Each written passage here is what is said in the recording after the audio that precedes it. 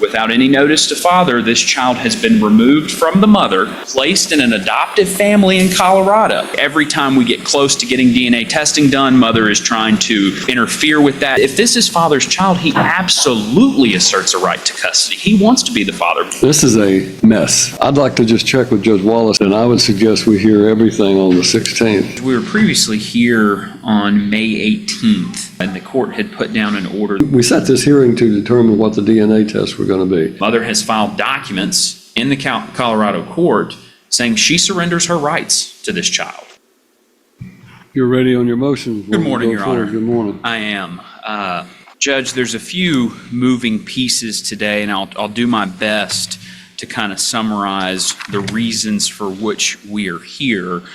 There was a previous order entered by the Chancery Court on February 5th, 2026, setting some temporary support. At that time, Mr. Thomas was represented by Jacob Mathis, and Mr. Black represented Mrs. Thomas. A motion to set support, temporary support, both spousal and child support, was filed by Mrs. Thomas, and that notice was sent to counsel at the time for Mr. Thomas.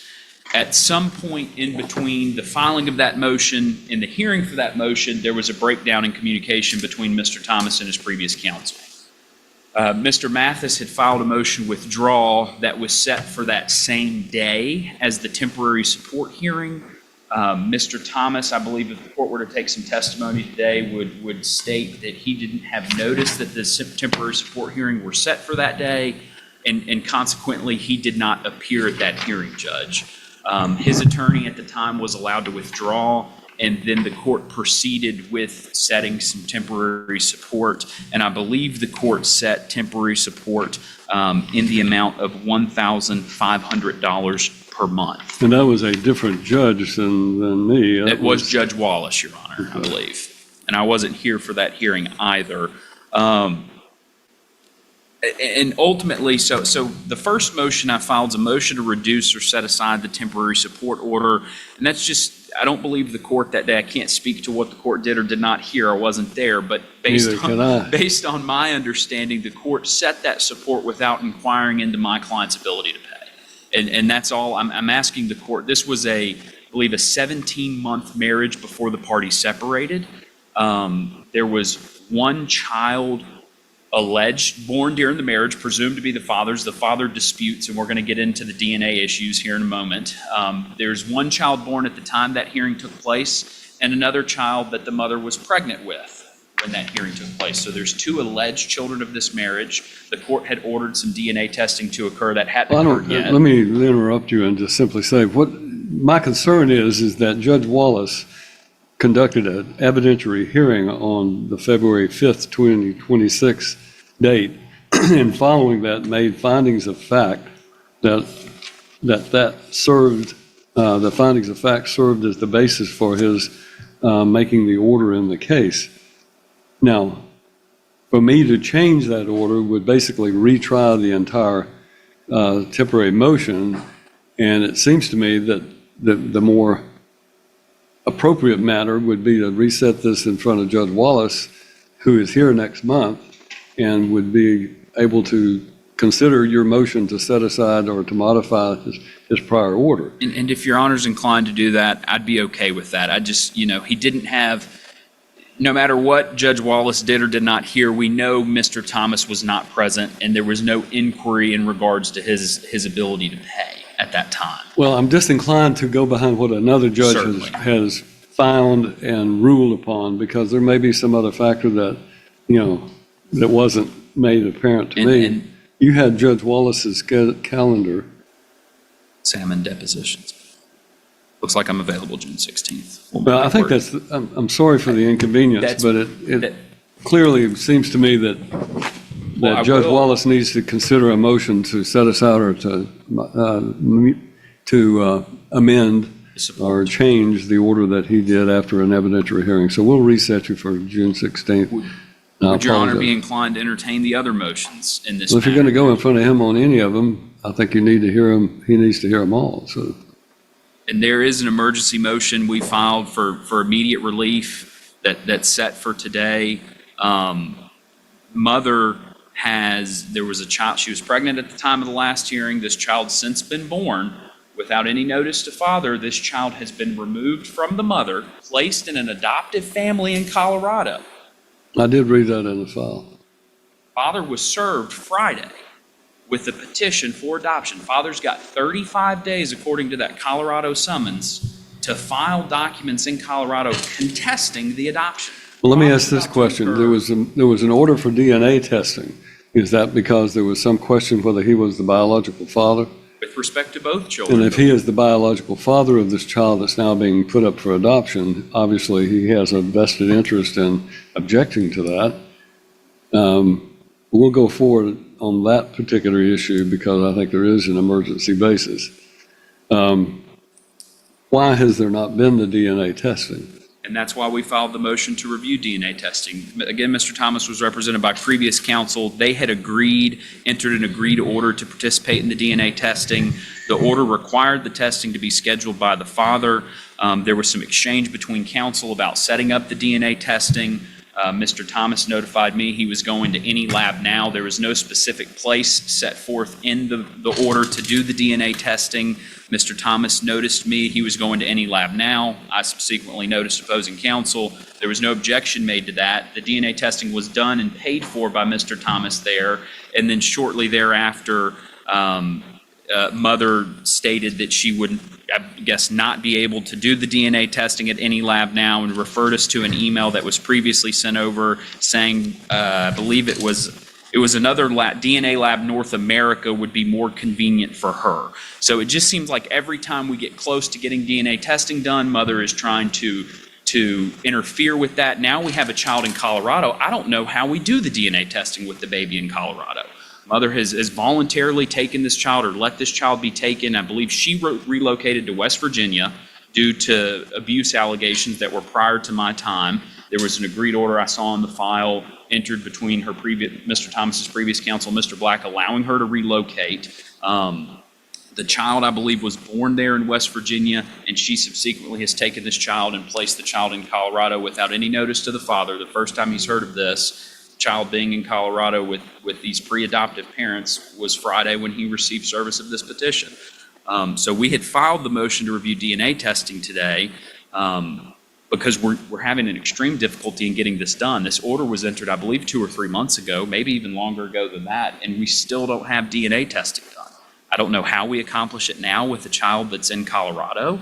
Parties are before this court, and therefore, one option is that I simply order that the child, the mother, and the father all appear at a lab here in Tennessee, submit to the DNA samples being taken, and then we go from there. And that's what we're asking the court for today, is enter a more clear order directing the parties regarding the DNA testing. Judge, with respect to the emergency motion for immediate return of the minor children, both of them, again, there's an issue with paternity that should have been resolved. It's not. I hope we can get that resolved very quickly. But mother has taken this child, and I would submit that the children are subject to this court's jurisdiction. I know the child wasn't born here, and opposing counsel might make some UCCJA arguments about it, but I believe this court has jurisdiction over the custody of these children. There's a pending divorce. This happened during the pendency of this divorce proceeding, and mother relocated voluntarily and is now attempting to just go behind the father's back and have this child adopted. If this is father's child, he absolutely asserts a right to custody. He wants to be the father. Mother surrendered and voluntarily terminated her parental rights. That's fine. Then the court needs to enter a 365-0 plan awarding custody to the father because he wants to be a father if he is indeed the biological father. So we're asking the court today for some immediate temporary relief, and that brings us to the other minor child in mother's care, custody, and control. We don't know. There's an order of protection that was entered and subsequently appealed by father that the court's reserved for final hearing. And where is that? Is that in this court or is that in a different court? It was originally in general sessions. They had a hearing, is my understanding, and then that was entered and appealed. So there's still an order not allowing Mr. Thomas to have contact. And he cannot have contact with Scarlett Thomas. I believe she's almost 2 or 3 years old now. But we're asking the court to return both of the children to father. We don't know what mother has put a child up for adoption. We don't know where Scarlett's located. We don't know how she's doing. We don't know if mother's a fit and proper parent to have sole custody of Scarlett. She has given the other child up for adoption. And so we're asking the court for a more clear order regarding the DNA testing, to order the parties to have DNA testing completed within a specific amount of time. And we're asking the court to enter an order to have baby Thomas brought back from Colorado to Tennessee, and to have Scarlett Thomas returned to the father. I think it's a threat of irreparable harm that this child's outside of not only this state, but in Colorado. Mother, by the attachment with what father was served on Friday, it is clear mother has consented to the termination of her parental rights. So we're asking the court for that emergency relief today. Your Honor, I do have a response on both of those. Would you like me to tackle the DNA testing or the emergency? Let's start with the DNA testing. Your Honor, so the DNA testing, so my recollection of events and what has happened is that there was an agreed order between Ms. Thomas and Mr. Mathis, so Mr. Thomas's prior attorney. That was last year. Subsequently, Mr. Mathis withdrew. There was no contact between us. Had to hire a personal process server to actually serve Mr. Thomas some documents to try to find him. At that time, Ms. Thomas was absolutely willing to do DNA testing, and there was just nothing until very recently. There was a renewed push for the DNA testing, which Ms. Thomas is willing to do. I will point out to the court that Ms. Thomas is in another state due to domestic violence, which Mr. Thomas was convicted of in General Sessions Court by plea of guilty. She is in another state due to violations of an order of protection for multiple house break-ins, for following her to a medical facility and taking her vehicle. These are the reasons that Ms. Thomas is out of state. And so in an effort to preserve Ms. Thomas's undisclosed location, a essentially secret address, we were trying to coordinate DNA testing that could occur both locally here and where she was located. And that is why I proposed LabCorp. My understanding is when I had proposed that is the testing location we were going to use. And then I received communication that is not the testing center that was used. And then at this point, we reached an impasse. So are you saying that LabCorp is available to do the testing both for Mr. Thomas here as well as for your client wherever she may be living? So here as in Hendersonville, Your Honor, and where my client is living. That was our proposition. I will say that while I have nothing to give the court at this exact moment, my understanding is that the newborn child of this marriage is located in Denver, Colorado, which I found out about, to make it clear to the court, found out about Thursday evening. Who is the father of that child? So Ms. Thomas is going to say it's Mr. Thomas. I believe Mr. Thomas wants the DNA testing. So we're going to, the order went down only as to Scarlett Thomas. That's my understanding. And there was a DNA request as to that child. And now we have another child born, and Mrs. Thomas says that is Mr. Thomas's child. Yes, Your Honor. And she has placed that child for adoption?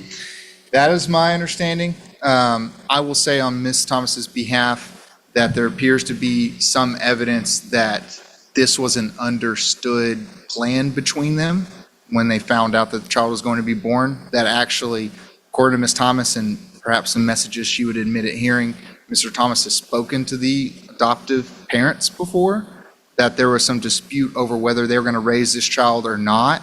And at this point, Ms. Thomas could speak for herself. Well, if there is an afterborn child that was born while this case has been pending, then this court has jurisdiction over that child regardless of what has been filed in the state of Colorado. Well, Your Honor, I will say simply for the fact that I do not want to waive any jurisdictional issue, and I've not had time since this was an emergency order filed. I would like to file the detailed response.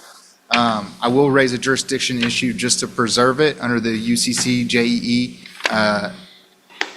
It's not so clear which is the home state because the newborn child, if we parse them apart, right? The older child, absolutely concur with Your Honor. The youngest child, there may be some dispute over what is the home state. I have been informed that the state of Colorado has decided that they have jurisdiction and they are proceeding with this adoption proceeding. Again, in candor to the court, it's a complicated issue to me, and I would need to file a brief and research that to give a response. But I do want to raise the objection that for the youngest child may not be the home state. But besides those things, Judge, I would also say. You cannot divest this court of jurisdiction. Understood. By sending a child that is one of the children of these parties with a pending divorce action where custody of one child is already at issue, and then send one of the children that is alleged to be the biological child of Mr. Thomas. You cannot then send that to another state, that child, and defeat the jurisdiction of this court to make a custody determination. So I just want to make that clear that this court's opinion is that this court has jurisdiction over both children if they are in fact the children that were born of these parties. And that is what I'm told by both of you today. So I'm of the opinion that Mr. Thomas needs to contest the adoption, and if he does contest it, contest that adoption, I'm going to put an order down that's going to require both of the children to undergo DNA testing. How that is accomplished is going to be up to you and your client. That means that she's going to have to ensure that that child is coming back and is tested. Now, we had a case not too long ago in this court where there was a woman who claimed to be a biological heir of an estate, and she lived in Washington State. There was a method by which she used a laboratory in the state where she lived to obtain her DNA sample. Then that was compared to DNA samples that were tested here in Tennessee. It would seem to me that's what's going to have to happen here. You're going to have to obtain a DNA sample from this child in Colorado and a DNA sample from your client and her child wherever she is living. And then a sample will be taken from Mr. Thomas here at LabCorp. And all of those are going to have to be analyzed by LabCorp to determine the paternity issue. The order that this court puts down is that this court maintains jurisdiction over the parties and both minor children who have been represented to this court by counsel to be the biological children of these parties. And that the adoptive court in Colorado, obviously this is going to be an issue for the appellate courts if it goes through as a contested matter, but I think we got to first resolve if this child in Colorado is Mr. Thomas's biological child. If it's not, then there's no issue. If there is, then he has to take the steps to contest it there in Colorado. He cannot ignore the Colorado proceeding and rely upon this court's ruling, because Colorado may say, we don't care what Tennessee does, we're holding that we have jurisdiction. I'm ruling, I don't care what Colorado says, I'm saying I have jurisdiction, so. Understood, Your Honor. On the emergency petition, essentially to return, I guess, both children to Mr. Thomas, on Ms. Thomas's behalf, I would also say that, No, excuse me for interrupting, I apologize. Is there an order of protection still in full force and effect? Yes, Your Honor, there is. There's also a pending contempt for those house break-ins. That is also in effect. And under that original order of protection, what provision is made for I don't have the order of protection in this file that I can. I can provide it. I believe Mr. Bellamy had said that Scarlett is listed under it, which is our oldest child. I did not see that, but I can provide it. Well, and my question, of course, is what, if any, provision is made in that order of protection for the one child that's there that we know, Scarlett. So I'm looking at the petition, and just looking at the petition, I do not see Scarlett listed on the petition, but it was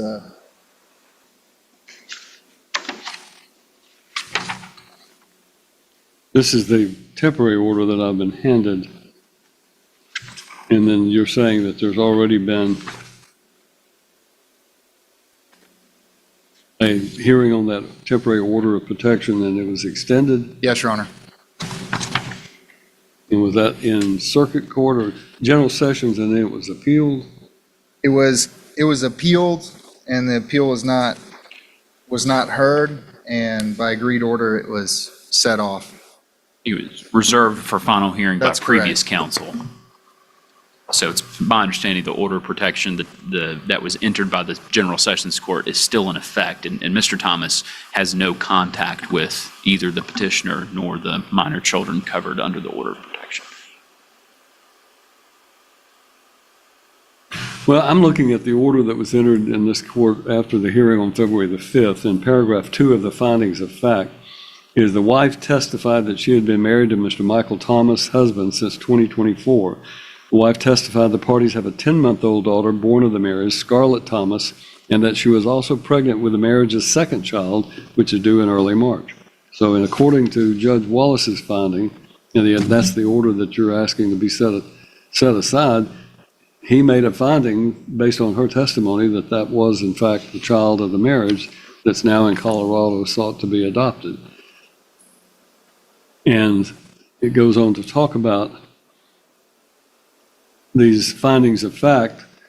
Nowhere in that order does it specifically order anything other than temporary spousal support. It doesn't put an order down regarding the temporary parenting plan or custody of the minor child. That's my understanding as well, Your Honor.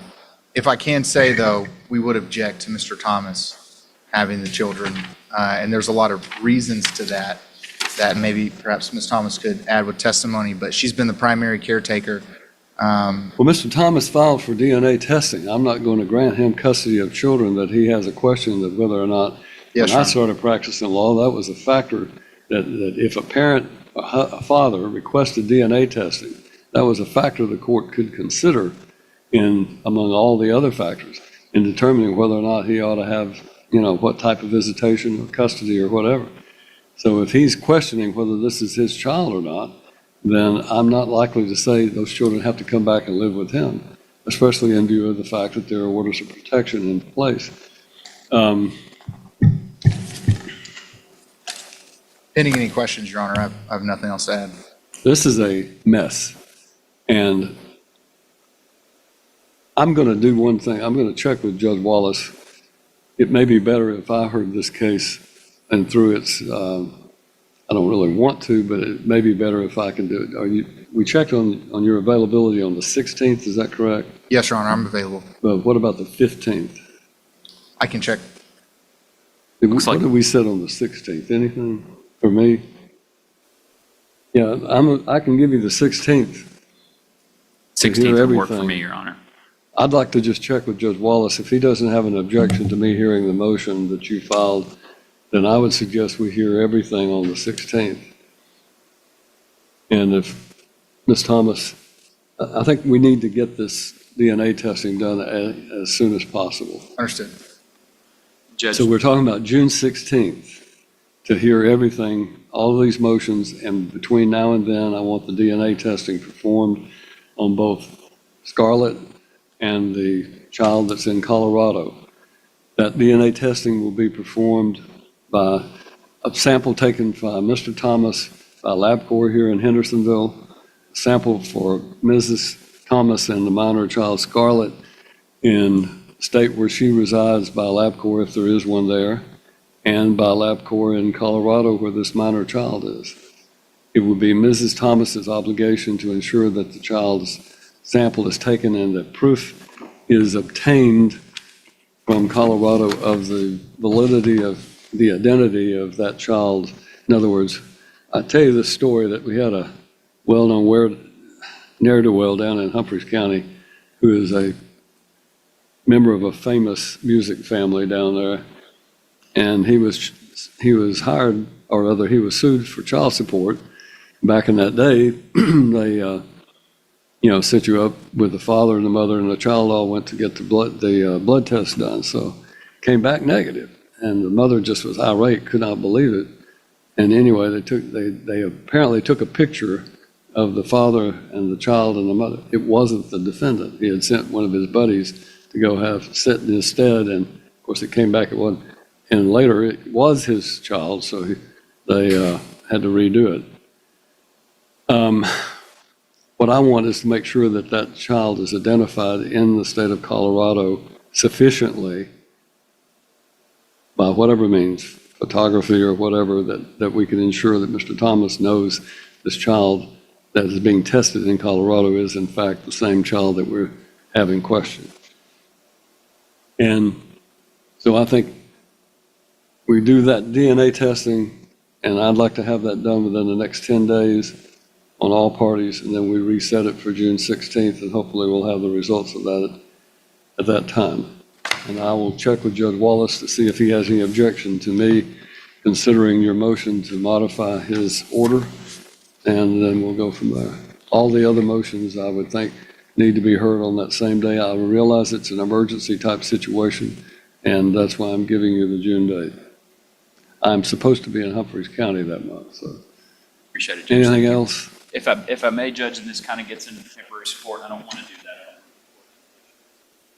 Well, he pays for his test. He pays for his test. She pays for her test, and he's the one who's requesting the testing. So it's going to understand that I'll consider that at the next hearing, but he's going to have to bear the cost of the test itself. She will pay for the test for herself and the two children. He will pay for his test and the performance of the actual DNA testing. So we'll go with an itemized list of what the charges are for the test, and Correct. she's responsible for herself. Right. Understood, Your Honor. Otherwise, the other option you have is tote that child back from Colorado, bring it here, and have all three of them, have all three, your client and the two children, tested at LabCorp in the state she lives in. Understood, Your Honor. simple. And I'm going to ask just one clarification and request to this court. If those are determined to be Mr. Thomas's children, can Ms. Thomas be reimbursed for her cost of the test? If they are Mr. Thomas's children, Yes, sir. she can make application for reimbursement at that point in time. Understood. Normally, if someone contests that being their child, and it turns out they are, then they requested the DNA, they have to pay for it in the end result. But as was pointed out, if he's incurring a great deal of expense to fight an adoption of a child he never consented to being adopted, then that may be a factor as well. So, Understood. all right.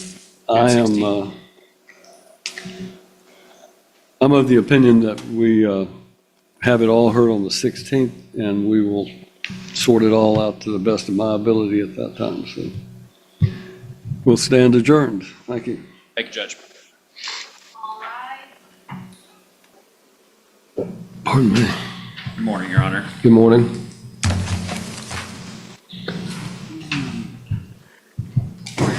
Judge, we were previously here on May 18th, and the court had put down an order. There were several motions on the court's docket that day. I'm not sure if the court recalls. I do recall. The court had put down an order saying the court would confer with Judge Wallace to see about taking over this case. I believe a motion prior to Mr. Thomas retaining me, and now Ms. Thomas has gotten new counsel, but there was a motion that occurred. I believe Judge Wallace heard it on temporary support.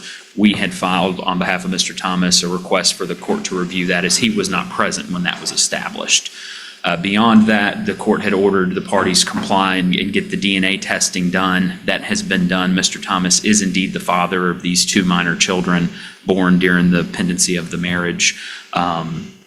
We also, the court had entered an order stating that this court had jurisdiction over those minor children in regard to the emergency motion for temporary custody that Mr. Thomas had filed due to the adoption with the newly born child. And I think the court ultimately left it at the court would confer with Chancellor Wallace about taking this matter over. We I set did for a confer review with today. Chancellor Wallace, and he has no problem with me hearing this case and doing whatever needs to be done. So.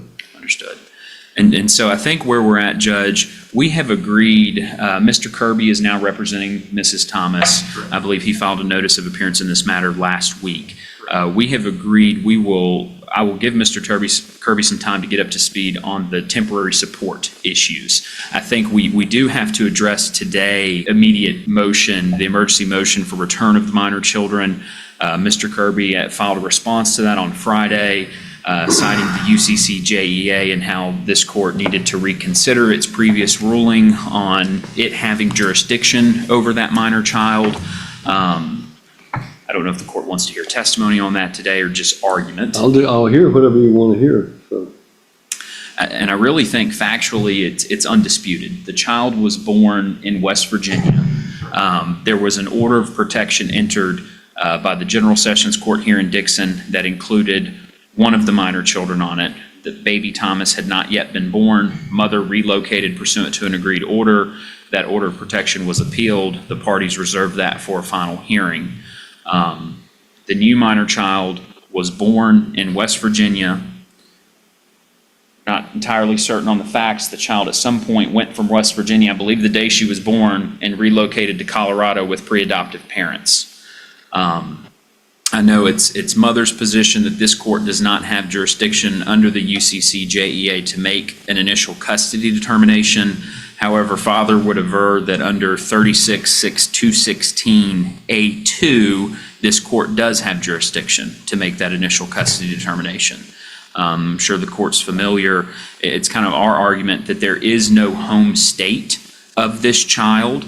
Home state is defined under the UCC JEA as a child that's living with a parent or a person acting as a parent. If the child is under the age of 6 months, it's the state in which the child's lived from birth with any of the persons mentioned. So that would be a parent or a person acting as a parent. Child's in Colorado, not with a parent and not with a person acting as a parent. The person acting as a parent is defined under that statute. It's our contention that the pre-adoptive parents in Colorado are not persons acting as a parent. So it's our contention Colorado is not the home state. That leaves West Virginia. There's no actions pending in West Virginia to our knowledge that we've been notified of. Also, mother under the UCC JEA has a continuing duty to supplement to this court in a divorce proceeding under the UCC JEA if anything is to change during the pendency. If the child is to relocate, knows of any proceeding that could affect the current proceeding, none of that was complied with here, Judge. We would aver mother has unclean hands. She's done this to try to gain an advantage in this divorce proceeding. I know that's more of an argument for father to make in Colorado if that court tries to exercise jurisdiction over this minor child. But we would assert under 36-6216, A1 is not applicable, and therefore the court would have to go to A2, and we believe the court can exercise jurisdiction under A2. As a court of another state, neither Colorado nor West Virginia has jurisdiction in this matter with respect to making the initial child custody determination. With that being said, if the court does conclude today that the court has jurisdiction, mother has filed documents in the Colorado court saying she surrenders her rights to this child. Mr. Thomas is the biological father. He wants to be the father. He's got stuff set up at his house to be the father. He couldn't communicate with Miss Thomas because of the order of protection. She relocated out of state. He couldn't be there during the birth of this child. That wasn't his own request. He was prevented by law from doing that. So it's not like we have a person that's just intentionally not being present in this child's life. He was prohibited by an order that he could not be there. So we are requesting that if the court determines that it has jurisdiction, that the court issue an order, a temporary emergency order, transferring custody of baby girl Thomas, who's located in Colorado, to Mr. Thomas, which also brings significant concerns to the party's other minor child that is in mom's care, custody, and control. She relocated and he's had no contact. When he finds out, and I think they're going to say there was some knowledge about him having knowledge of an adoption proceeding, he was not, they didn't communicate, there was an order of protection. He has serious concerns about this other child that's in mother's care. When you take one child and put her up for adoption and you surrender your rights, that he doesn't know where this other child's located. He doesn't know what's going on with this child. So he has significant concerns about the mother's fitness to care for the other child as well. So we're asking the court if the court determines it has jurisdiction in this matter, to make the initial custody determination to award him temporary immediate parenting time with these two minor children. All right, you and Mr. Thomas have a seat over here at the table. Let me hear from Mr. Kirby, and then we'll start. Judge. Morning, Your Honor. Good morning. I'm coming into this court late in terms of this case, so I apologize about that, but I got hired and filed an agreed order for substitution late last week and filed a response to this motion. I was not present at what happened previously. I can't speak on that. But what I can say is this, that there was a statement made by opposing counsel in terms of Mr. Thomas wants to be a part of these children's lives. I think that would have been something that should have been considered prior to him domestically assaulting, sexually abusing, emotionally abusing the mother of these children at this point, to which he's not only pled guilty to the actual action, he's also pled guilty to a violation of the order of protection as well, and that's here. This is not something that is new for Mr. Thomas, as he has a background of domestic violence. He's actually currently pending a charge, I believe, in South Carolina for domestic violence against another individual. The allegations of which are that he threw items to include broken glass and attempted to strangle that individual. That is still currently pending. He is not a safe individual to have around, and he has made that clear. He has a history of drug use. We would say that he probably still is considering and taking those drugs. Obviously, with less than a week of me being on the case, I haven't been able to get everything together that needs to be together. I'm still getting the file together from not opposing counsel, but opposing counsel and previous counsel to come here before the court today. What we have here, though, is a question of jurisdiction where it is undenied that this child has never stepped foot in Tennessee, was not born in Tennessee, was Let me born in interrupt West you and Virginia. ask this question. Are you aware how long this case has been pending? Correct, yes. It was filed October the 3rd of 2025, and your client has made an appearance and has filed pleadings in this court, submitted to this court's jurisdiction. Would you agree? Not as it relates to this child, no. Well, when you say not as it relates to this child, so you're saying that a person can have a divorce case pending in this court that concerns the custody of one of their children, and that if she flees the state and goes to another state, has a child out of wedlock, or has the child there in that state, that somehow that robs this court of jurisdiction over the second child? I don't think it robs the court of anything, because I don't think the court ever had anything to be robbed of as it relates to the second child. She didn't flee the state. She was, by agreed order, allowed to leave the state because of the physical issues that had happened within the party's marriage at that point. Mr. Thomas doesn't know her address because that address is protected based on the physical issues that had happened within the party's marriage at this point. So she didn't flee in any way whatsoever. Maybe that was a poor choice of words. No, on my I part, so. understand, Your Honor. As far as the jurisdiction of what we're looking here, I have no qualms that this court has personal jurisdiction over these two individuals as it relates to the divorce. I have no qualms that this court has subject matter jurisdiction as it relates to the divorce of these two parties. I have no qualms that this court has subject matter jurisdiction as it relates to the party's oldest child. I believe the name is Scarlett, if I remember correctly. I do have qualms that this court has jurisdiction related to the youngest child. And the reason being for that is that home state is defined as, if a child is less than 6 months old, home state is defined as the state in which the child is born. West Virginia is the state in which the child is born. We don't get to A2, as was being argued by Mr. Bellamy, because we don't get past A1. West Virginia was the home state. We cannot confer subject matter jurisdiction to this court. These parties cannot agree to subject matter jurisdiction to this court.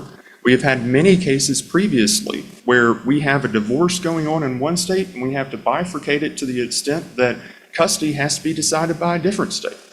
I've had issues where custody is being decided by one state and it's bifurcated where child support is going to be decided by a different state. We have those issues pop up continuously, and this would be yet another issue of that point. When there is a question of UCCJA, I believe the next step, I think what the court is required to do, is to communicate with the judge of that other jurisdiction. We know what that other jurisdiction is. My understanding after talking to my client is that there was an ICPC between West Virginia and Colorado for the purposes of the adoption. I do not have a certified copy or a copy of that to hand to the court today. Again, I apologize, I'm coming into this late. I know that. I didn't file a motion to continue this because I know the court wanted to hear about this part of it. But I think Colorado has the open adoption right now. Mr. Thomas has representation in Colorado for that adoption at this point. He has every right to litigate that adoption in Colorado. And the adoption, as we all understand, would also be covered by the UCCJA as well. Child custody includes the idea of adoption litigation. I think it is most appropriate and the best next step, and I think what is actually considered and required by the UCCJA for this court to have an in-camera conference with the court that is doing the adoption litigation in Colorado and then discuss it from there. I don't think this court has the jurisdiction to take anything away from Colorado. I understand where the court's coming from, I do. But I don't think this court has the power to say, Colorado judge, you've accepted this. You've accepted these documents, you've accepted this litigation, but me sitting here in Tennessee, I'm going to take that away from you. Whatever happens after y'all's in-camera review, we can deal with that afterwards. But right now, I think that is the next step. As far as the argument of this child needs to be returned, or shouldn't say returned, this child needs to be given for the first time ever to Mr. Thomas, there's a couple things I would say about that. One, my client hasn't abandoned this child in the sense of just not having any communications with what's going on or not caring for the welfare of this child. In fact, she is sending breast milk to this child on a regular basis to the presumptive adoptive parents in Colorado. Why is she giving this child up for adoption? This was a child, this would have been 5 children in her home at this point. She has 4 other children, including the oldest child that's at issue here. This child there was some postpartum issues. This was something that was discussed, my client would say, prior to the order of protection being in place between these parties. It would be my client's statement that the father said on many occasions, or at least one occasion, I should say, that he would sign the adoption paperwork for that child if she signed the divorce paperwork. That's not where we're at, and that's not what's going on. Say that they never had any idea of adoption, that's false. They had talked about the adoption as it relates to this child. Was he given specific notice? I can't say that. I wasn't on this case when it happened. I'm going to defer to Mr. Bellamy saying that he got specific notice only when he got served. That's the best explanation I have as far as that's concerned, Your Honor, where they've had communications with it. This was a plan from the beginning. These were pre-adoptive parents that in Colorado that had been a part of this pregnancy throughout, is my understanding of this. This was always the plan, is my understanding.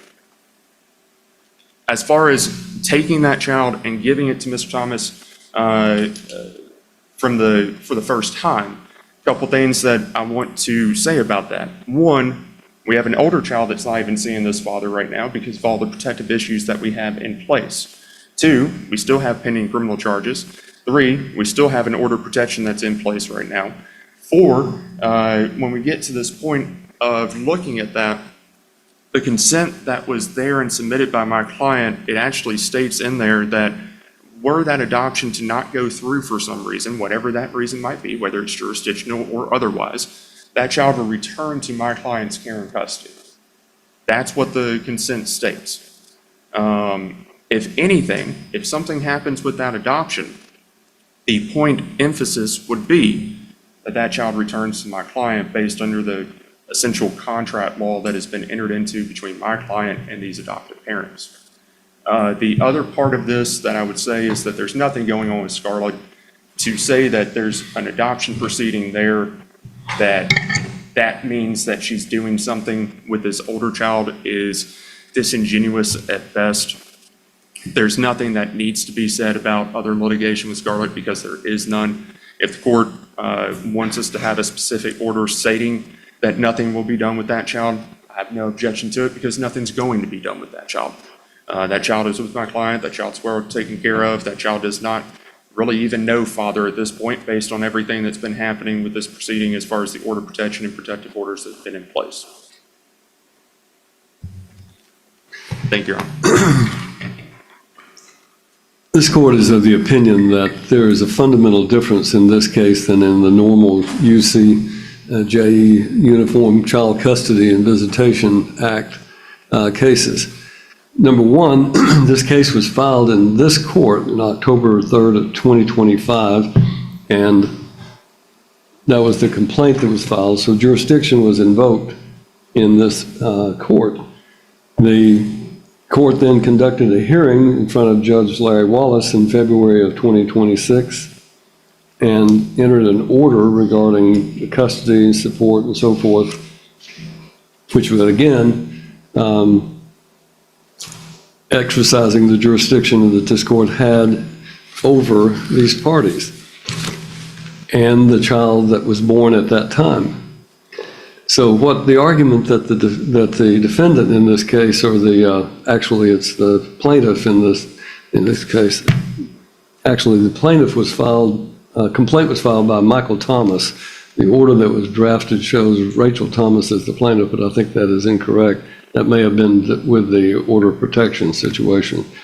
In any event, the court entered an order that controlled the parties and ordered certain testing to be done for DNA. There was, I think there was an order for support and so forth that was entered in this court. So Ms. Thomas invoked the jurisdiction of this court to her benefit by obtaining an order of this court. Now she seeks to say that this court doesn't have jurisdiction over the child that was born simply because she relocated to another state. I am of the opinion that that does not prevent this court from having the opportunity to, or having jurisdiction to decide the custody of both children.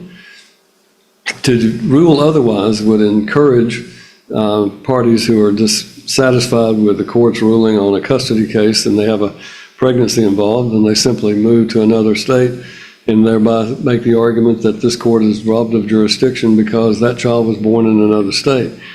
I understand that where children are, the Uniform Act provides certain protections that if a child is living in another state and that state is asserted jurisdiction. But this court has already asserted jurisdiction over the parties and their older child, and this court, part of what this court will have to do, whether it's me or another judge, is to make a determination as to the custody of that oldest child. Part of that factor will be the behavior of the parents, all of those statutory factors, and the factor of whether or not these siblings are together or apart, and what was her reason in placing this child up for adoption and so forth.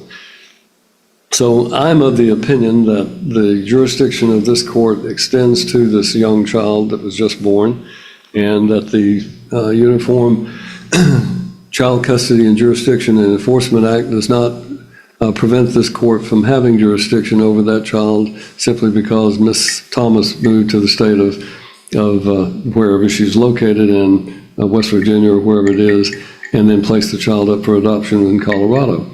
Colorado's only jurisdiction over the child is because the child was brought into that state for the purposes of an adoption.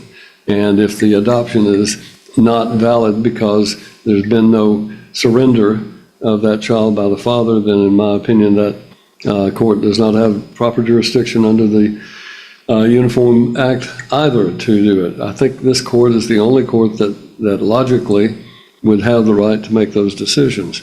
So I am of the opinion that this court, and do hereby hold that this court continues to have jurisdiction over the parties and the parties' minor children. The Colorado court obviously may take a different view, and there may be an extensive litigation involved in that. However, Mr. Thomas's request that this child be surrendered to him in view of all of the allegations that have occurred in this case is not something that the court will automatically take it upon myself to simply say, well, he's going to get custody of this child.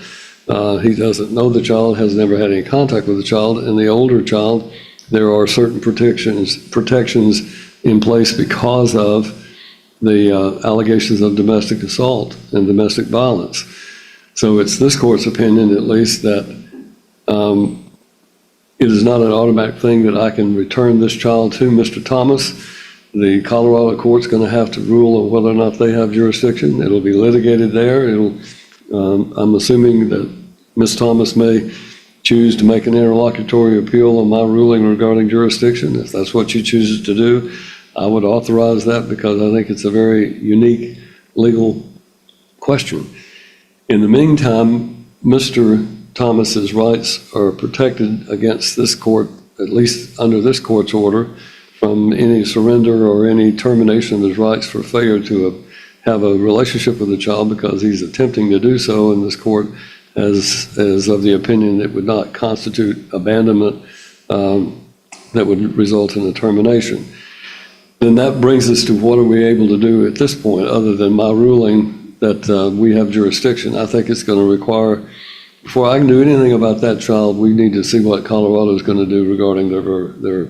I don't think West Virginia is really the issue. The child's not there. Being born there doesn't mean they have jurisdiction. So with that, Mr. Bellamy, do you have anything you wish to add about today other than the fact that I've reaffirmed my ruling? And we set this hearing to determine what the DNA tests were going to be. DNA shows he is the biological father. I'm therefore ruling that we do have jurisdiction over this child. If the defense wishes to seek an interlocutory appeal to a court of appeals for their interpretation, and I'm willing to do so, do you want to put on the record the circumstances of this so that there is a record made to take to the court of appeals? That would be the only thing I would offer.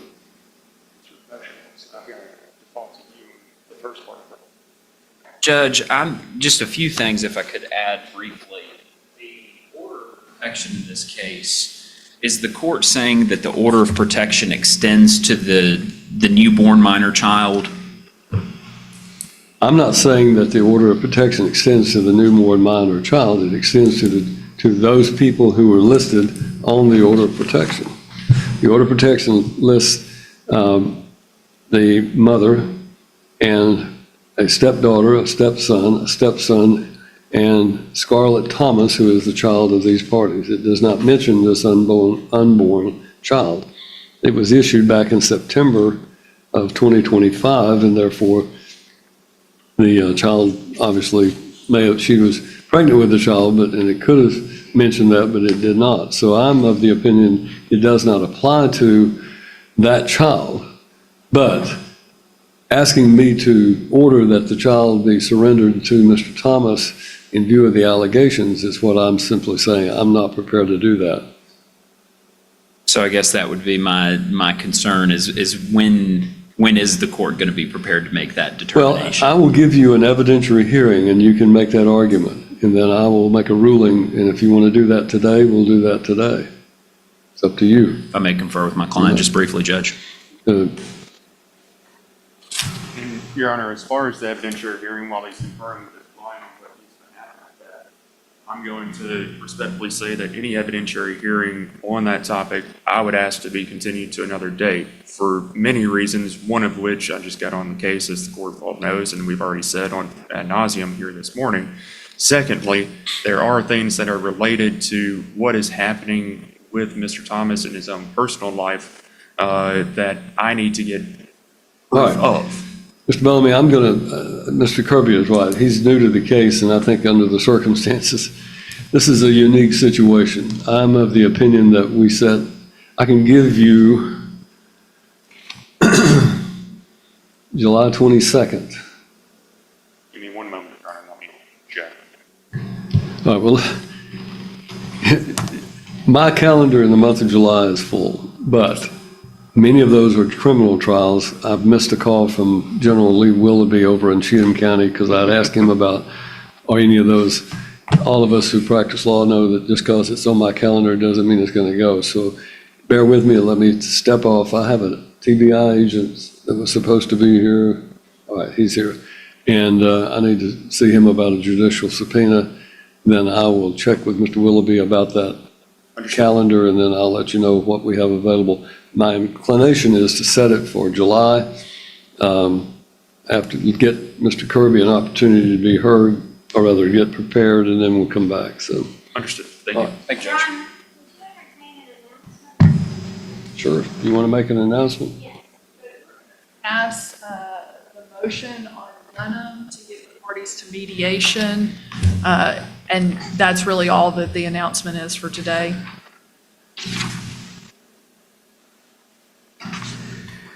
So, Ms. Byrd, you act like you've got some other place to go. No, I love being over here, Your Honor. All right, so you're just going to pass this? Is that Yes, Your correct? Honor. It's fine. We'll show it passed.